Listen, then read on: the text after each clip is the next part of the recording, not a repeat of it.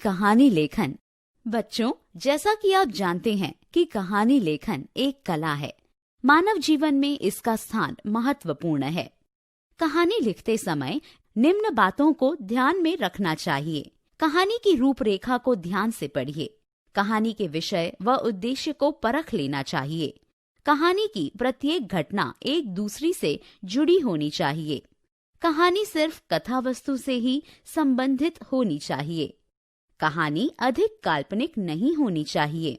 कहानी के पात्रों के बीच होने वाले संवाद छोटे होने चाहिए। कहानी के प्रसंगानुसार वातावरण निर्मित होनी चाहिए। उदाहरणार्थ, यदि गांव में कहानी घटती है तो गांव का रोचक व सही वर्णन अपेक्षित है।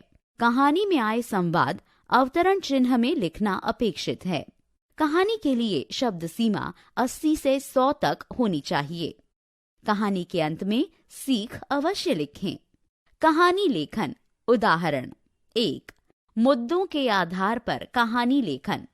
प्रतापी राजा, ज्योतिष पर विश्वास, प्रशंसा पर प्रसन्न होना, दूसरे ज्योतिषी द्वारा दुर्भाग्यपूर्ण घटनाओं के बारे में बताना, राजा का गुस्सा होना, ज्योतिषी का चालाकी से उत्तर, राजा का खुश होना। एक बहुत ही प्रतापी राजा थे। उनके राज दरबार में एक ज्योतिषी आया। राजा का भविष्य बताते हुए ज्योतिषी ने कहा कि वे बहुत यश प्राप्त करेंगे। राजा ने खुश होकर ज्योतिषी को ढेर सारा धन देकर विदा किया, लेकिन उस ज्योतिषी की भविष्यवाणी का कुछ खास असर नहीं दिखा। कई वर्ष के पश्चात एक और दूसरा ज्योतिषी नगर में आया। इस ज्योतिषी के भविष्यवाणी की बड़ी चर्चा हो रही थी। वह अचूक भविष्यवाणी करने के लिए मशहूर था। राजा ने उस ज्योतिषी को दरबार में हाजिर होने के लिए संदेश भेजा। दरबार में उसका बड़े ही सम्मान के साथ स्वागत किया और ऊंचे आसन पर बिठाया। फिर राजा ने अपनी कुंडली दी और कहा, पंडित जी, कृपया मेरी जन्म कुंडली पढ़कर मेरा भविष्य बताइए। ज्योतिषी ने बड़ी सावधानी से राजा की कुंडली का अध्ययन किया।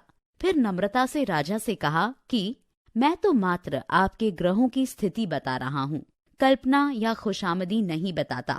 राजा ने ज्योतिषी को आश्वस्त किया कि आप निर्भीक होकर मेरा भविष्य बताइए।